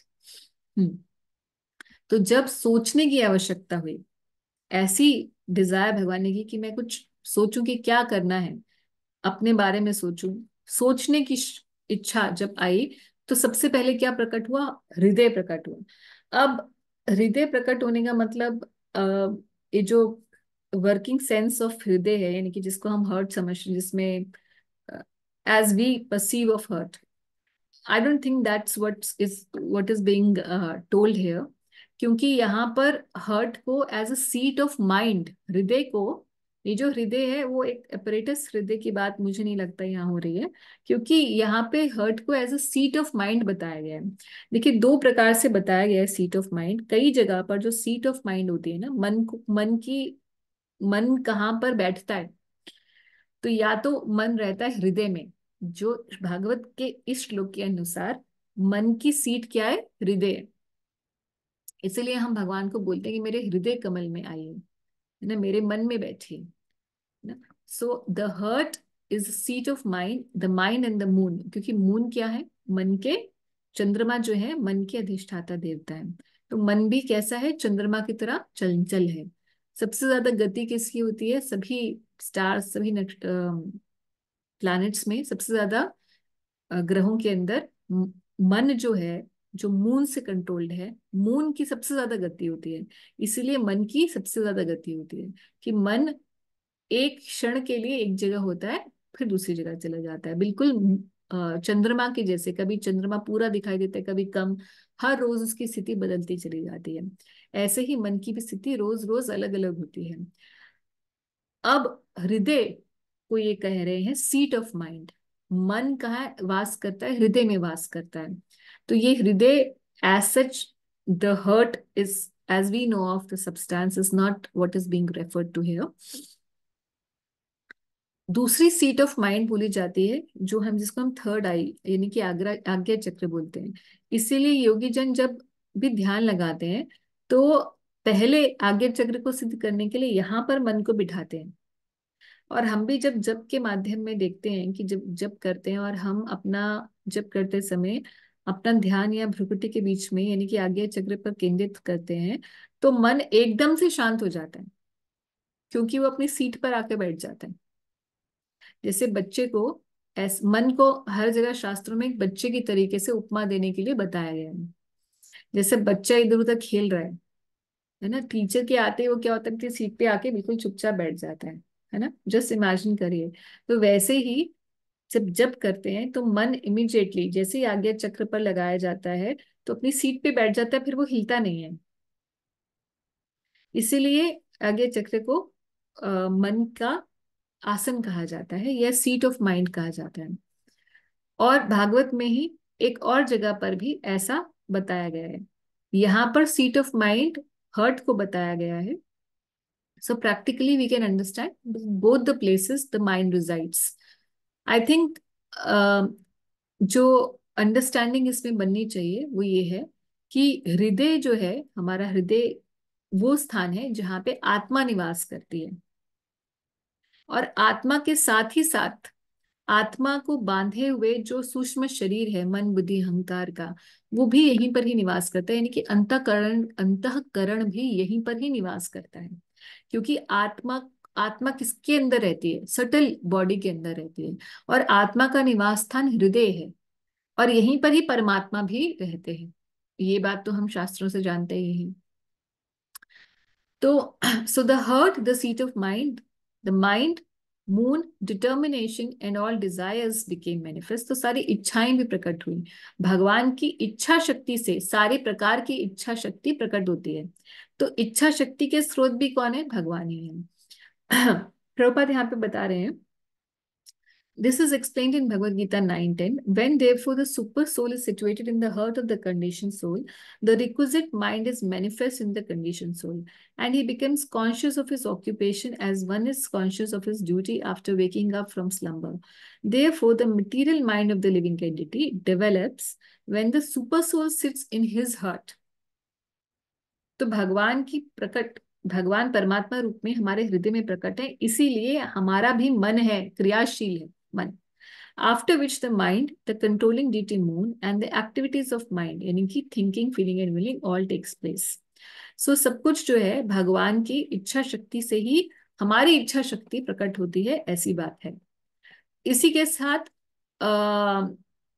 आगे भी क्या बता रहे हैं कि किस प्रकार से प्राण भी कैसे आते हैं और सप्त धातुएं भी कैसे आती हैं। इसके बाद सप्त धातुओं की चर्चा हो रही है कि सप्त धातुएं कैसे बनती है। तो ये आपने आयुर्वेद में बहुत बार पढ़ा होगा, और मेरे ख्याल से जिसको संस्कृत में पढ़ेंगे तो थोड़ा ज्यादा आसान होगा, क्योंकि वो हमारे जांचे हुए या सुने हुए शब्द होते हैं। The seven elements of the body, namely the thin layer on the skin, the flesh, blood, fat, marrow, and the bones, are all made of earth, water, and fire. While the life-breathing air is produced by sky, water, and air. अभी इसमें 3 विभाग हैं। अभी हम लोग देखते हैं पहले क्या क्या चीजें, सप्त धातुएं क्या है। चर्म यानी कि हमारा चमड़ी, मांस और मेधा और मज्जा और धातु, ये जो सप्त धातुएं हैं यहाँ पर रुधिर यानी कि ब्लड, रक्त। वैसे यहाँ पर रुधि बोला है, मगर आयुर्वेद में इसको सीधा रक्त ही बोला जाता है। सो त्वक, चर्म, मांस, रुधिर, मेध और मज्जा और अस्थि यानी कि बोन्स। ये जो धातुएं हैं ये किससे बनी है? यहाँ पे 2 ग्रुप्स बनाए गए हैं। एक तो सप्त धातुएं के ग्रुप्स हैं जिसमें अर्थ, वाटर एंड फायर, ये 3 एलिमेंट्स प्रोमिनेंट हैं। यानी कि हमारे शरीर में जो मेजर पोर्शन है, जो ग्रॉस पोर्शन है, वो इन 3 चीजों का ज्यादा, इन 3 जो पंचभूतों में से 3 भूत हैं, पृथ्वी, अग्नि और जल, इन तीनों से मेजरली बने हुए हैं। और जो हमारी सटल प्राण वायु है, वेराज लाइफ ब्रीदिंग एयर यानी कि प्राण वायु, वो किससे बनी हुई है? व्योम से। व्योम, अंबुर और वायु यानी कि स्काई, वाटर एंड एयर, इससे बना है। अब दोनों के अंदर वाटर एलिमेंट कॉमन है ना? यानी कि प्राण में और ये सप्त धातु, इन दोनों के अंदर वाटर एलिमेंट कॉमन है। प्रभुपाद कहते हैं इससे हमें ये भी समझ जाना चाहिए कि जो सबसे प्रोमिनेंट एलिमेंट है पांचों में से इस पूरी क्रिएशन के अंदर या हमारे शरीर के अंदर, वो कहाँ है, वो क्या है, वाटर। हमारे शरीर में भी सबसे ज्यादा वाटर है, पानी है, और संसार में भी देखा जाए तो सबसे ज्यादा पानी है। So this material body is thus an embodiment of the five element and the gross manifestation is perceived because of the three, namely earth, water and fire. अवरत सखी, कुछ पूछना है आपको? माता जी हरे कृष्ण। माता जी जो 30 आपने श्लोक का बताया था उसमें आपने बोला कि जो हम डिजायर कर रहे हैं वो भगवान की डिजायर से हमारे पास आ रही है। हमारी इच्छा शक्ति का स्रोत जी जी। भगवान की इच्छा शक्ति है। अब हम उससे, उस इच्छा शक्ति से क्या इच्छा करते हैं, वो हमारी अपनी इच्छा है। कि शक्ति वहां से आ रही है, हाँ, बाकी हमारे पास फ्री विल है कि हम उस शक्ति को कैसे भी यूज नेचुरली वो करें। फ्री विल भी भगवान से ही आ रही है, क्योंकि भगवान की भी एक फ्री विल है ना। हाँ हाँ। हम्म। फ्री विल भी भगवान से ही दी गई है, फ्री विल। माता जी फिर हमारे पास अपना तो कुछ भी नहीं है, ना फ्री हाँ विल है ना शक्ति है। हाँ, इसीलिए तो बोलते हैं तेरा तुझको अर्पण, मगर उसके बाद हम अर्पण नहीं करते। हम्म। तो माता जी जो लोग फ्री विल का बैड यूज कर रहे हैं, तो इसका मतलब ये है कि वो भगवान की शक्ति का गलत इस्तेमाल कर रहे हैं, हाँ, एक है तरीके ना। से तो कह वो सकते डिजायर, फिर वो डिजायर जो उनके अंदर आ रही है वो भी भगवान से आ रही है, बैड हैं। हाँ, यहाँ एक्टिविटीज पे ही करने। बस कैच है, सब कुछ दे तो भगवान ही रहे हैं, इच्छा शक्ति तो भगवान दे रहे हैं, मगर इच्छा क्या करेंगे ये चॉइस हमारी है। ये इंडिपेंडेंस भी भगवान ने दी है, तो चॉइस करने की जो बुद्धि है वो वो भी तो वो फिर भी भगवान भगवान ने से आ दी रही है। है। बिल्कुल। और ये जो जो ऑप्शंस हैं वो भी भगवान ने दिया, मतलब लाइक यस। जैसे पीपल आर सेइंग कि भगवान ने फिर मदिरा क्यों बनाई, तुम हमें पीने के लिए मना करते हो, है हाँ, ना। तो ये भी भगवान तो ने गाय भगवान का ने ही दूध बनाई, क्यों नहीं मदिरा दिया। भी तो स्पिरिचुअल वर्ल्ड में भी हाँ तो मदिरा है, देवताओं के लोक में मतलब, भी मदिरा है। हाँ तो दे गिव दिस रीजन कि if that is also there, तो आप हमें क्यों रोक रहे हो, जब भगवान ने बनाई है तो हम कंज्यूम कर सकते हैं। तो हाँ। इसका मतलब वो चीजें भी वहीं से आई, भगवान से आई, उसकी शक्ति भी यस। वहीं से आई, और उसको भोगने की अ, जो इच्छा है डिस्क्रिमिनेशन वो और इच्छा है वो भी हाँ, भगवान ने दी। भगवान से है। तो तो फिर अब ये सब कुछ देते हुए साथ में भगवान ने डिस्क्रिमिनेशन भी दे दी, ज्ञान भी दे दिया कि ये मत भोगो, मैंने दिया है, मगर this is a trap. Now use your intelligence, I have given you intelligence that this is a hmm, trap, you want to तभी गो माता, इनटू द ट्रैप।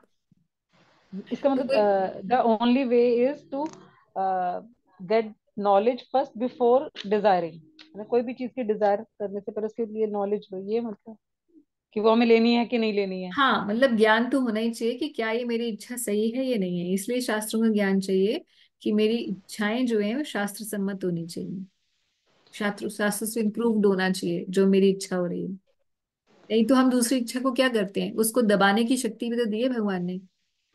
ऐसा तो नहीं है कि इच्छा शक्ति हमें ओवर पावर कर लेती है। और विद्या। माता जी आपने पिछले लेक्चर में भी बताया था कि युक्त वैराग्य, प्रभुपाद ने बताया कि हमें आर्टिफिशियली नहीं दबाना हाँ हाँ, है ना। युक्त वैराग्य का मतलब है हर चीज को भगवान की सेवा में लगा देना, मगर इसका मतलब ये भी नहीं है कि कुछ चीजें जो आप बोलेंगे ठीक है लाओ let me get some liquor and भगवान की सेवा में लगाती हूँ, क्योंकि हाँ ये मतलब दिस इज ये यही करते सिद्धांत हैं। नहीं है ना। हम्म, यही करते हैं माता जी, जैसे कई देव ऐसे हैं जिनको लीकर ऑफर होता है। हाँ, हाँ, मगर वो तो भगवान देव ने इसीलिए वो भी प्रावधान भगवान ने बनाया क्योंकि ऐसे लोग जो हैं वो पिएंगे ही, तो इसलिए हम्म, उनको भी कंट्रोल करने के लिए कोई चाहिए ना। वो हम्म, उनको भी तो कंट्रोल करने के लिए चाहिए, नहीं मतलब तो एटलीस्ट अनियंत्रित लीकर तो के जाएंगे। बहाने ही सही, मतलब यस, किसी भी दैट। बहाने से, तो हाँ यही बात है कि लीकर के बहाने से ही सही किसी अथॉरिटी को तो मानेंगे शास्त्रिक। जैसे आप जाएंगे, कई मंदिरों में शराब चढ़ती है ना, हाँ हाँ वही, भैरव बाबा जी के मंदिर, भैरव भैरव जी को, हाँ। काल भैरव जी के मंदिर में जो ये अपने दिल्ली के अंदर, कालका जी में, कालका जी की तो मैं नहीं। कालका जी मंदिर के सामने है, राइट हाँ, साइड में ओके, माता जी हाँ, जो का मंदिर भैरव स्टैचू। कालका जी, हाँ, कालिका माता के जो भैरव है। इसके अलावा एक पुराना किला है, पुराना किला जो पांडवों ने स्थापित किए हुए, यहाँ के बहुत प्राचीन, 5,000 साल पहले हाँ हाँ, चिड़ियाघर के भारत, पीछे हाँ, है। चिड़ियाघर के, यस यस यस, उसके बिल्कुल साथ में भैरव जी का मंदिर है। वहां पे तो खूब ही, मतलब वहां पे तो बोतलों के तो अंबार लगे होते हैं, है ना। तो, तो तो मतलब माता जी पर्पस ये यस, अगर सब, मेरे को ना ये थोड़ा सा आ रहा है कि how to get the knowledge for मतलब ये मैं एक्सेप्ट कैसे करूं कि अगर मेरी बुद्धि गलत काम करने को कह रही है तो वो बुद्धि मेरी है, वो भगवान की दी हुई शक्ति नहीं है, वो भगवान की प्रेरणा नहीं है, या भगवान की शास्त्रों से। ओ ओके। हम्म।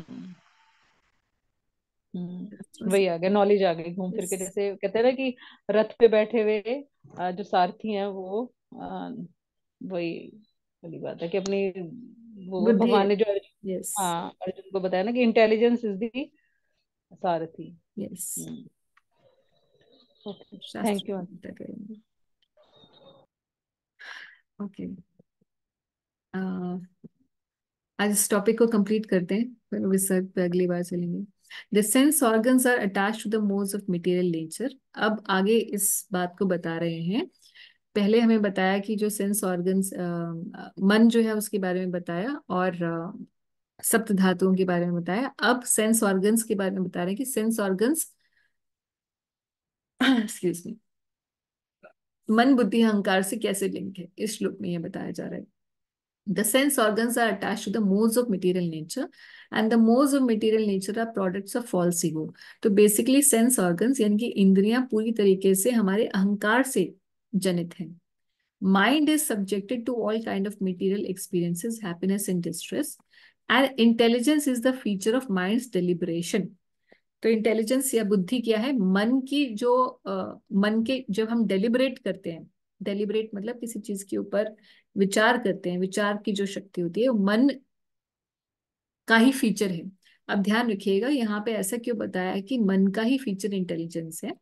तो आप ध्यान रखिए कि जो ये मन बुद्धि अहंकार अंतःकरण चित्त, ये जो हम अलग अलग बातें अलग अलग आप वर्ड्स सुनते हैं, तो ऐसा नहीं है कि मन, हमारे जनरली हमारी परसेप्शन ऐसी रहती है कि मन एक आइटम नंबर ए, बुद्धि item number B, C item number false ego, item number D is अंतःकरण, आइटम नंबर ई इज चित्त।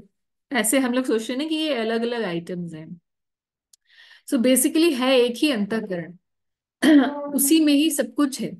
उसकी जब हम उसी से ही हम संकल्प विकल्प हम, यानी कि what is thinking feeling willing वाले जो एक्शंस करते हैं, तो उसी अंतःकरण को मन कह दिया जाता है। और उसी से जब हम यहाँ पे जैसे फीचर ऑफ माइंड डेलिब्रेशन बता रहे हैं ना, कि मन जब डेलिब्रेट करता है, मन से हम जब विचार करते हैं, जब विचार करने लग जाता है अंतःकरण, तो उसी को बुद्धि कह दिया जाता है। और उसी प्रकार से जब हम भगवान का या किसी व्यक्ति का चिंतन करते हैं, तो वो चित्त बन जाता है। तो एक ही शक्ति है, उसके अलग अलग रूपों में जैसे वो परिणित होता है, उसको अलग अलग नाम दे दिए गए हैं। ठीक। तो विभाग अलग से किया गया है ताकि अंडरस्टैंडिंग हो सके। That's it.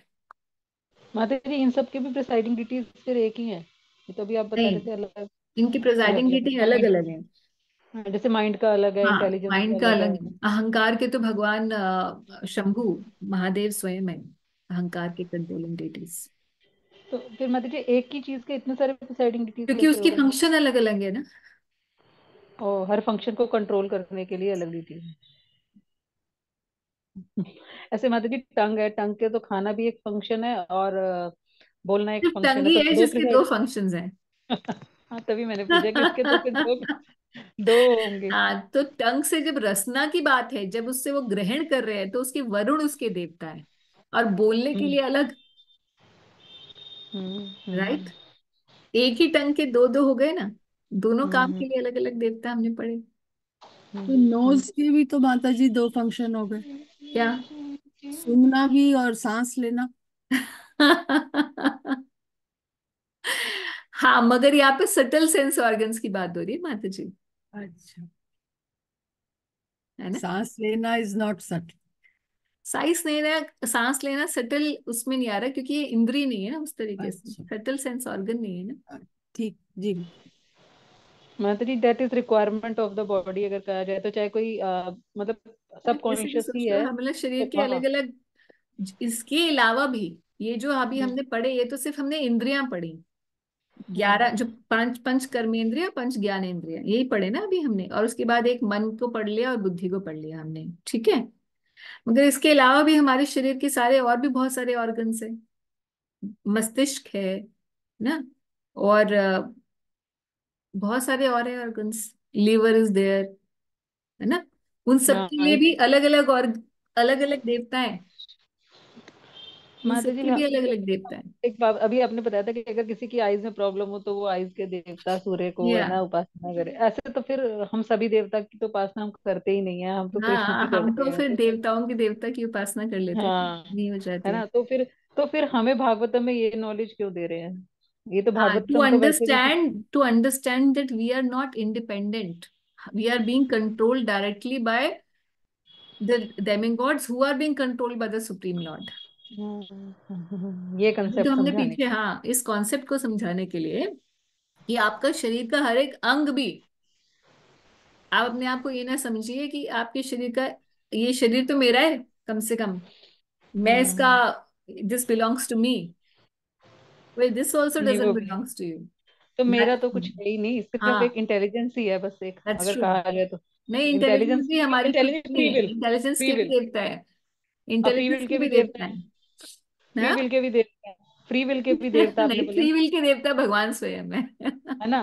तो फिर मतलब इन सबको मिक्स मैच करके कहाँ पे भगवान की सेवा में लगाया जाए, ये बस हमारी फ्री विल यस, है ना।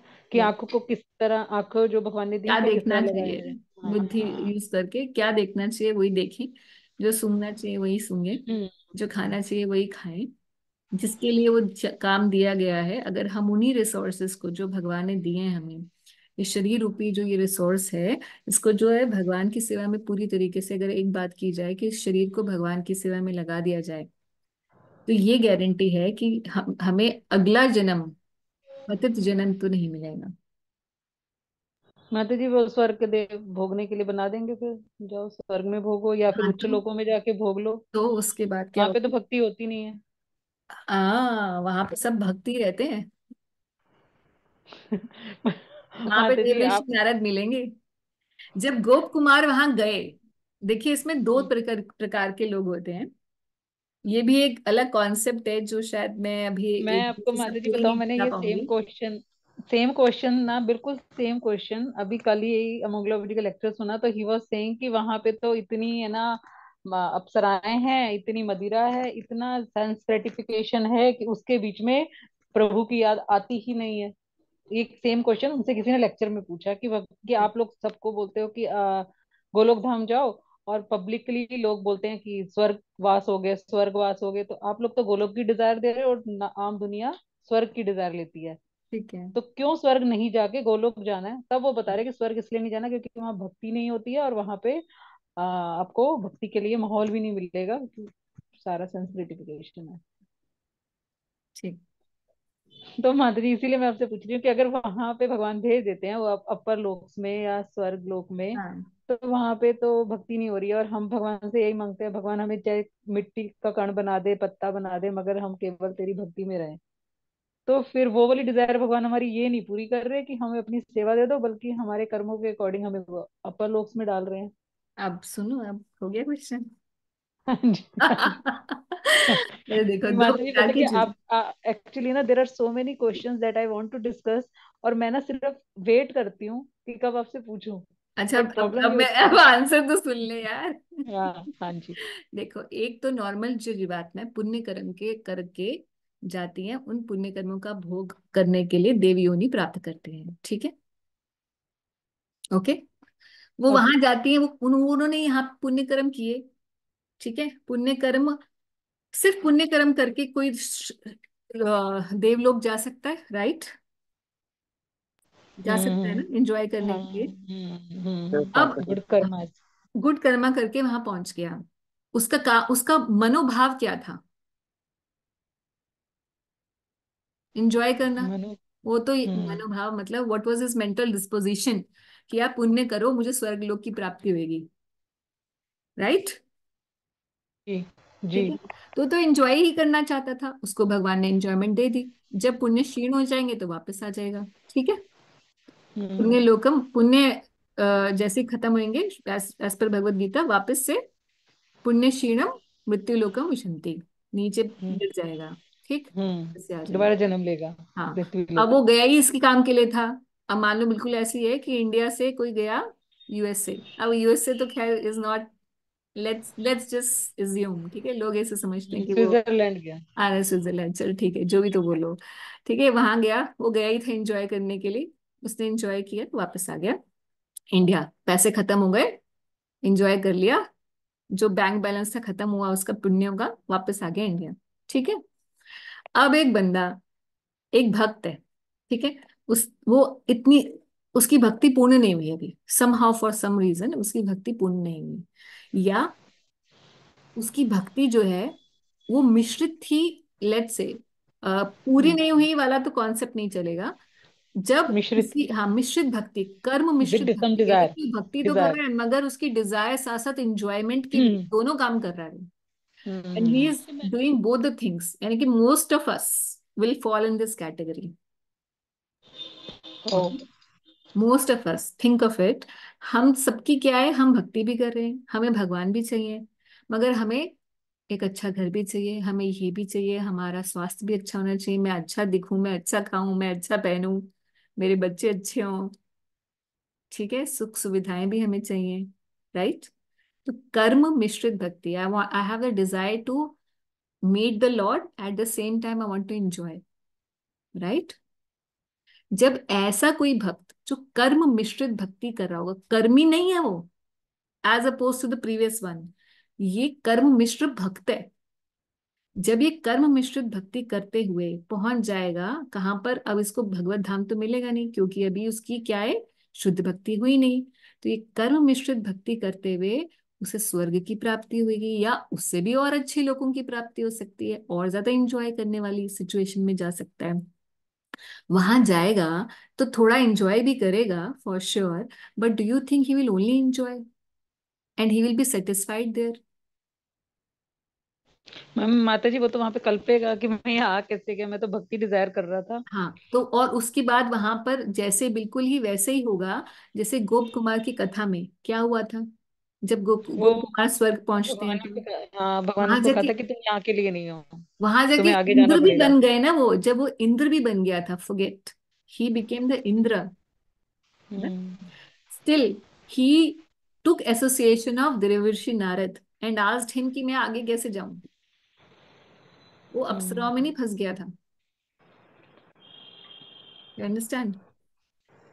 सो डिवोटीज माता के जी। लिए रास्ते वहां भी खुले होंगे, ओ। क्योंकि उसकी दोनों ही इच्छाएं, और इंजॉयमेंट की इच्छा अल्टीमेटली उसकी डिवोशन के, अभी depends from person to person कि इसकी कितनी इच्छा किस प्रोपोर्शन में, right. Krishna will at give the you time all of the death. Things, yes, at the time of death. Yes, and माता जी फिर इसका मतलब जब वो दोबारा जन्म लेगा तो जैसे भगवान ने भगवत गीता में बोला है वो भक्तों के घर जन्म लेगा। यस। सो दिस में बी पॉसिबल कि भगवान उसे और भगवत प्राप्ति वहीं से ही आगे उसके लिए हो जाए, उनके या, गोलोक वहीं से, इंद्र हाँ, लोक ये से। डिपेंड करता है, जैसे गोप कुमार की कथा में हम देख रहे हैं कि वहां पे वो हम्म। तड़प उनकी हुई और भक्ति इतनी तीव्र थी उनकी कि आगे के लोगों में वहां एसोसिएशन करके वहीं से वहीं आगे चले गए, ठीक है। हम्म।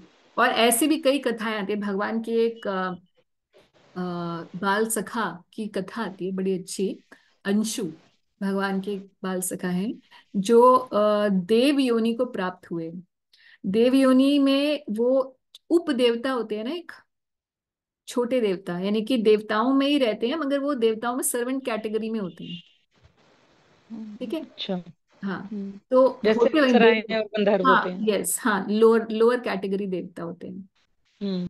तो वो लोअर कैटेगरी के देवता थे, अंशु नाम से भगवान के भक्त थे, वो वहां पहुंचे, और जब भगवान उपेंद्र वहां आए ना, यानी कि वामन देव, जब उनका प्राकट्य हुआ, तो वामन देव जब वहां आए तो इंद्र से मिलने आते थे क्योंकि इंद्र उनके बड़े भाई है ना, तो इंद्र से मिलने आते थे, तो ये जो अंशु हैं जैसे ही उन्होंने वामन देव को देखा तो वो उनके पास चले गए बात करने, तो इंद्र ने ऐसे देखा, भैया कहाँ से आ गया तू, मतलब अगर मान लो मेरा भाई मेरे घर में आए और सर्वेंट आ जाए, अरे भैया भैया उससे उसके आगे पीछे घूमता रहे, तो मिलेगा अरे ये कैसे हुआ, who the hell are you, है ना, भाई तुम सर्वेंट हो, सर्वेंट की तरह बिहेव करो।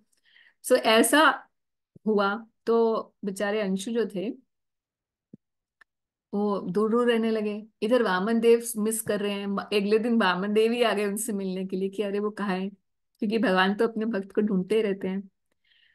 तो भगवान वहां ढूंढते ढूंढते पहुंचे, उनसे बहुत बातें बातें करने लगे। उधर इंद्रदेव को पता चला कि ये सब, उनको वामन देव की तो गलती लगी नहीं, उन्हें लगा ये जो सर्वेंट है ये तो बहुत बढ़ चढ़ रहा है। तो फिर ये अंशु जो है उनको डांट दिया गया, अब वो मिलते ही नहीं थे डर के मारे इंद्रदेव के। इधर वामन देव उपेंद्र जो है वो सोच रहे, अरे मेरा कहाँ गया मेरा प्यारा सखा।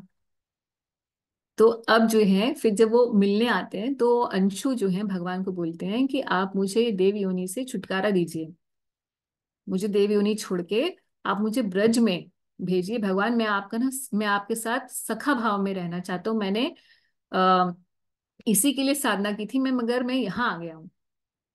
तो आप मुझे देव योनि से हटाकर मुझे ब्रज में निवास दे दीजिए। तो भगवान वहीं से ही उसे बोल, उसको देव योनि उसकी समाप्त करते हैं। उपेंद्र भगवान उसकी देव योनि समाप्त करते हैं, और जिस ब्रह्मांड में भगवान की ब्रज लीला हो रही होती है वहीं पर ही उसे गोप वेश में उसको प्रकट। भगवान के दर्शन हो जाते हैं। वहीं जाके वो लीलाओं में सम्मिलित हो जाता है भगवान के बाल सखा के रूप में। तो ऐसी भी कथाएं हैं। तो हाँ ठीक है, मैं ये नहीं, प्रभु जी ने जो बोला वो जनरल आंसर पब्लिक में देने के लिए वही आंसर है। अगर भाई हम पब्लिक फोरम पे बोल रहे होते तो हम भी यही बोलते। अभी हम जब 10-12 लोग अपने जो भक्ति को समझने वाले हैं, अप्रिशिएट करने वाले हैं भगवान की लीलाओं को, और एक लेवल अप हम और अंदर बात कर रहे हैं ना जी। जनरल। प्रभु प्रभु जी को तो क्या है, because he has to speak on a public forum to a समझ गए लार्ज नंबर सब। ऑफ ऑडियंस, है ना, जो इधर उधर कहीं भी जाएगा उनका लेक्चर। तो वो उनको हम्म। वैसे ही सिद्धांत पर बोलना है जो कि प्रभुपाद जी ने जनरल सिद्धांत दिए हैं। तो उनकी बात ठीक है वैसे बोलने के लिए, बट अब हमें अंडरस्टैंड करना है तो हमें ये पता होना चाहिए कि अगर हमारी कर्म मिश्रित भक्ति भी चल रही है तो हमारा वैसा गति नहीं होगी जैसे कि एक नॉर्मल कर्मी की गति होती है। ठीक है, हम्म। एक पुण्यवान व्यक्ति और एक कर्म मिश्र भक्ति को आप कंपेयर नहीं कर सकते, बिल्कुल भी नहीं, हम्म। कंपेरेबल नहीं है। भक्त तो मैं माता जी अलग ही कैटेगरी होगी ना। एक अलग अगर उसने कैटेगरी। एक्सेप्ट कर लिया, हाँ उसने यस, अगर एक्सेप्ट ही कर लिया है कोई भी सोल ने कि कृष्णा इज द सुप्रीम, तो वो अब ऑटोमेटिकली अलग कैटेगरी में आ अलग गया। कैटेगरी। तो उसकी गति भी फिर अलग तरीके से होगी। Yes, hmm. ठीक है, ठीक है। हैप्पी। Thank you. नहीं, I have so many question. अभी मैं क्लास में नहीं बोल रही हूँ नहीं क्योंकि नहीं, ये वहां पे दैट्स ओके, सबका टाइम मतलब वेस्ट होगा। आई होप कि इस पॉइंट को हाँ, इस answer, yes this answer is okay कि हाँ एटलीस्ट अगर स्वर्ग भी भगवान डाल देते हैं या अपर हाँ, लोक में डाल देते हैं तो वहां भगवान हमारे को मति देंगे कि यस, हम भक्ति कर आगे जा सकें। पाए, हाँ। तो ऐसे और हमारे सपोर्ट, स्टॉपेज नहीं और होगा। सपोर्ट भी करेंगे क्योंकि देखो हाँ, जिस तरह आप बता रहे हैं कि उसको बिल्कुल ट्रांसफॉर्म ही कर दिया, इधर से उधर ट्रांसफर कर यस, दिया। क्योंकि देवता भी इज तो क्या है, मर्सीफुल। भगवान के भक्त हैं। अब हम ये सोचते हैं कि बस वो सिर्फ भोग विलास में ही लगे हुए हैं, ऐसा थोड़ा ना होता है। अगर जनरल ऐसे ही माता जी, होता जनरल कि वो यही सिर्फ तरीके से भोग डिवाइड विलास में ही होते। लगे रहते तो वो कैसे उस स्थिति पर होते जहां भगवान ने उन्हें रखा हुआ है ना। तो भोग हम्म। विलास में आप जानते हैं कि अम, ब्रह्मा जी ने क्यों शाप दिया था अम, नारद जी को कि आप गंधर्व बन जाए, गंधर्व से दासी पुत्र बनने का क्यों शाप मिला था, पता है ना आपको, आपने पास टाइम पढ़ा है। क्योंकि उन्होंने हम्म।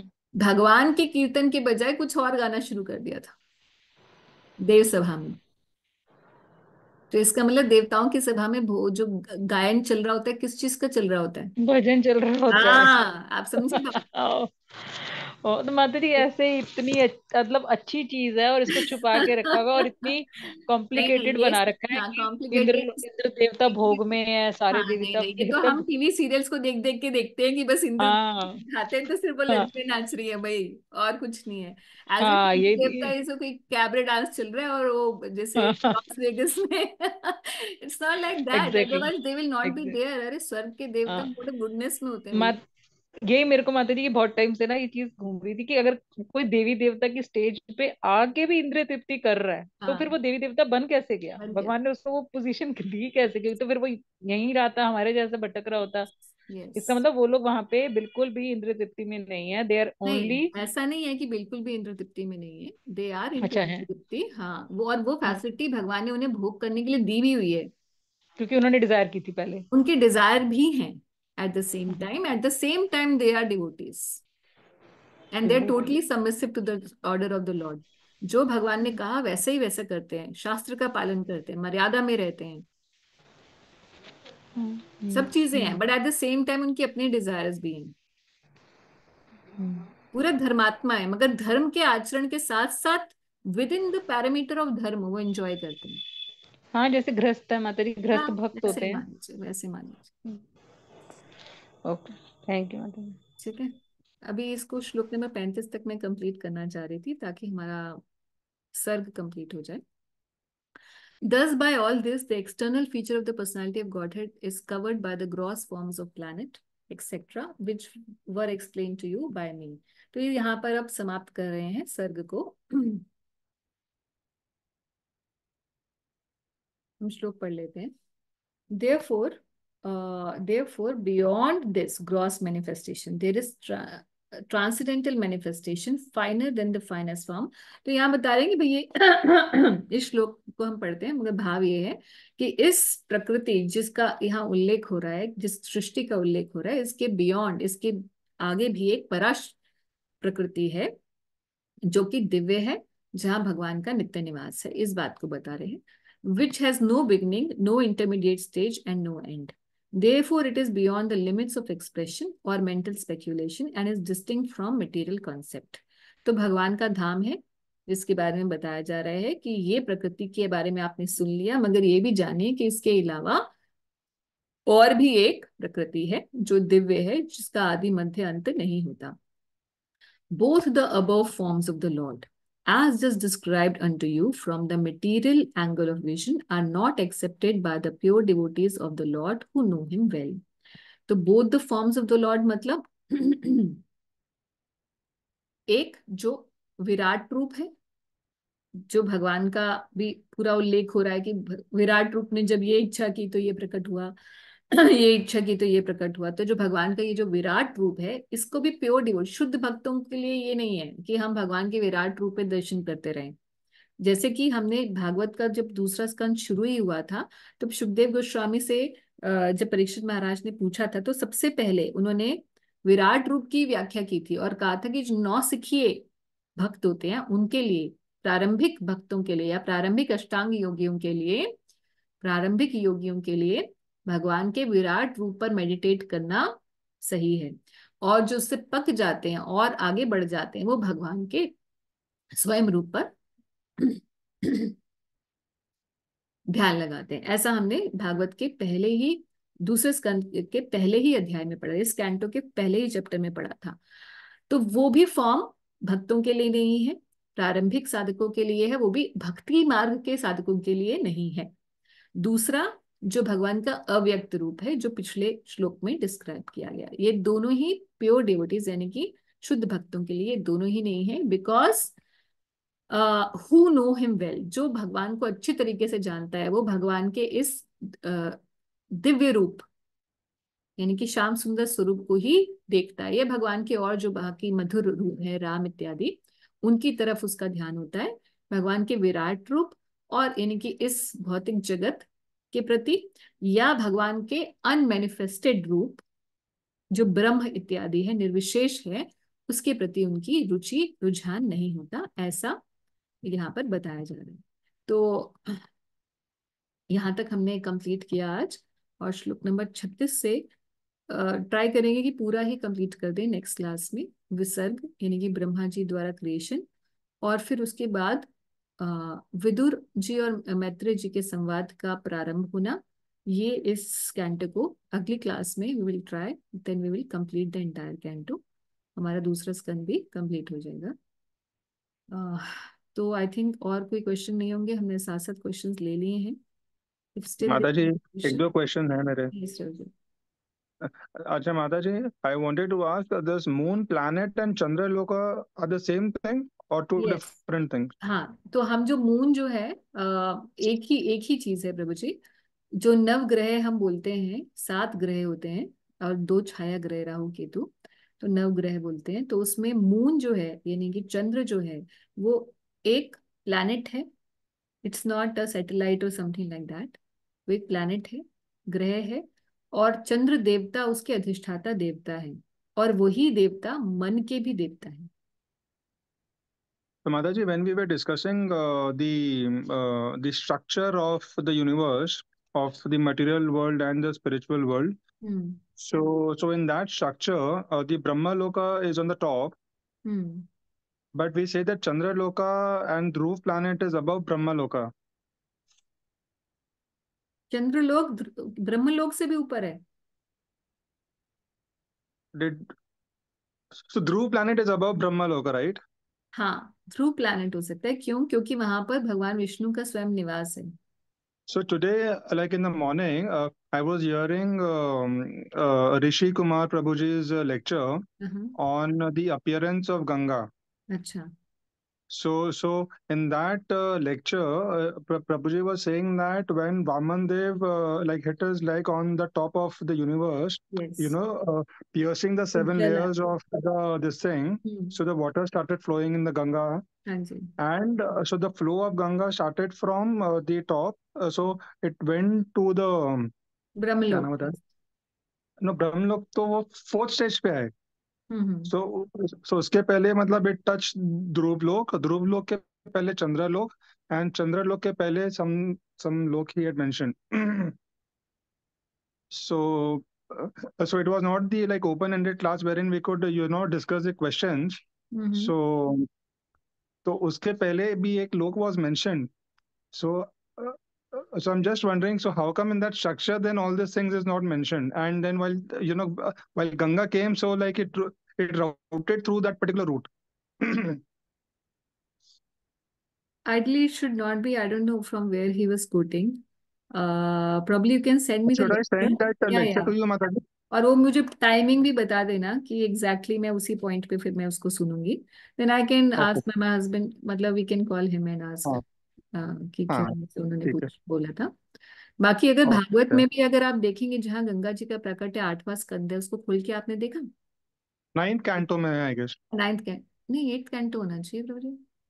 एक सेकंड, मैंने वो स्क्रीनशॉट लिया था उसका। 1 सेकंड। 9th कैंटो है माता जी। 9th कैंटो है, 9th कैंटो। हाँ, 4th चैप्टर के आसपास है 9th कैंटो में। अच्छा। 4th और 5th ओके चैप्टर। या ओके। तो आप भेजिएगा उसको आप 4th 5th चैप्टर जो है उसको भी खोल के एक बार देखिएगा कि वहां पे क्या लिखा हुआ है। Because if he's speaking something, then he must be speaking from that hmm book only, जहाँ जो relevant हम्म shlokas है। Okay. What I remember is that, जहाँ तक मुझे कथा याद है, वो यही है कि पहले वो ब्रह्मलोक में ही आए, ब्रह्मा जी ने उसे अपने कमंडल में लिया, वहां से उन्होंने वामन देव के चरण भी पखारे। उसके बाद फिर गंगा जी नीचे आती हैं स्वर्ग लोक में, और स्वर्ग लोक तक ही रहती हैं। अगर स्वर्ग में हाँ आई तो इसका मतलब उसके बाद आई है स्वर्ग लोक। और स्वर्ग लोक, लोक के अंदर अलग अलग प्लैनेट्स हैं, अलग अलग देवताओं के। वहीं चंद्रलोक का भी प्लैनेट है, यानी कि चंद्र के देवता का भी प्लैनेट वही है। स्वर्ग लोक में ही है। हाँ, स्वर्ग लोक है ये एक अच्छा। हेवनली सो प्लैनेट। ओके, ठीक है, थोड़ा समझना पड़ेगा वापस इस चीज को। एंड माता जी, you had shown that screen, no, Canto 2 chapter 5 अभी, हाँ हाँ that chart. So somehow मैंने कुछ चार्ट्स वैसे सेव किए थे, so वो चले गए हैं। So can you show that screen again? मैं उसको स्क्रीनशॉट लेना था मुझे। हाँ, बिल्कुल बिल्कुल। हम्म, हाँ तो हटा दें, इसको हटा देती हूँ। या डन माता जी। ओके, ठीक। Otherwise, you can ठीक get है। this book of Gaurang Darshan Prabhu, from where I'm taking all the charts, because उन्होंने वहाँ पे summary बनाई हुई है Bhagavat Subodhan. Okay So then you will find all the charts, and it's very easy to understand them from there. हाँ ठीक है, I'll buy that book माता जी। ठीक। And today, like I was going to the office in the morning, and I entered my lift of the office. Okay, I scanned my card. Hmm Okay, and like I was alone in the lift. हाथ में laptop का bag, my phone was there, laptop was there, and I was like thinking कि अभी मुझे ये करना है, अभी मुझे ये करना है, after getting into the office, and suddenly the lift had a free fall. okay, for 2 to 3 levels. Oh, And I realized that वो अच्छा, जो हम ये मोमेंट सोच रहे था, थे। बिकॉज एक तो आपके काम के बारे में आप सोच रहे हो, प्लस हाथ में आपका सामान है, एंड देन एकदम से like all of a sudden the lift at a free fall. So like I was just wondering, like doing 8 rounds and doing ये 2-3 घंटे के वो क्लास सुनना is not sufficient. I mean उस टाइम में भगवान ध्यान ही नहीं आया. अब फिर एक स्टेज आएगी जब आपको ये पता चलेगा कि 16 माला भी शायद सफिशिएंट नहीं पड़ेगा। ठीक है, फिर आप और पे जाएंगे, फिर आपको ये इसीलिए फिर उसके बाद आप आएंगे फाइनली। रूप गोस्वामी कहते हैं ना कि इति उपदेश सारम, सारे उपदेशों का सार क्या है कि 24 hours one should chant here nicely. यही एग्जैक्टली, उपदेश बिकॉज है। अगर हाँ कुछ अगर हो जाए उस टाइम पे, तो ये तो डन. तो अभी अभी हम थोड़े कच्चे साधक You can't do anything. हैं, यू कांट। बट एनीवेज, जो Absolutely, जो आपने absolutely. किया है वो आपके साथ हमेशा रहेगा। मतलब ये एक ऐसी इन्वेस्टमेंट है जिसमें रिटर्न आएगा ही आएगा। हाँ, बनिया वाले सिद्धांत से समझें तो जो भी हम कर करेक्ट. रहे हैं उसका रिटर्न है और शाश्वत रहेगा, हमेशा हमारे लिए खड़ा होगा। जब ऐसी सिचुएशन आएगी तो कोई और तो खड़ा होता नहीं है प्रभु जी। हमारा शरीर तक हमें छोड़ देता तो बाकी और किसी की तो क्या ही बात है ना? कौन खड़ा होगा हमारे लिए ऐसी करेक्ट. स्थिति में? तो जो हमने करेक्ट. पुण्य किए होते हैं वो खड़े होते हैं, जो हमने भक्ति की होती है वो खड़ी होती है। वही हमारा defence. Hmm. Yeah. So today it was a great learning yes. कि whatever you're doing is not एक बार ऐसे sufficient. His holiness Loknath Swami Maharaj का कोई पास टाइम बता रहा था कि महाराज कहीं जा रहे थे और महाराज बहुत स्पीड में गाड़ी चल रही थी और कुछ ऐसे एक्सीडेंटल कुछ वैसा हुआ।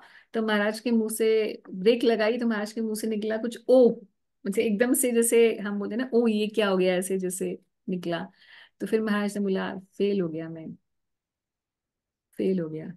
मुंह से निकलना चाहिए था कृष्ण, क्योंकि अभी तो मैं मर सकता था, बिल्कुल एक्सीडेंट होने वाला था, ब्रेक लग गई, मगर मगर ये फेलियर। हम्म. तो ऐसा हमें अभी बहुत पकने की जरूरत है। Yeah, that same feeling was actually. Yes. कोई बात नहीं, भगवान ऐसे ऐसे देते रहेंगे डोज हमें। ठीक है। ठीक नाइस है. Right share. माता जी.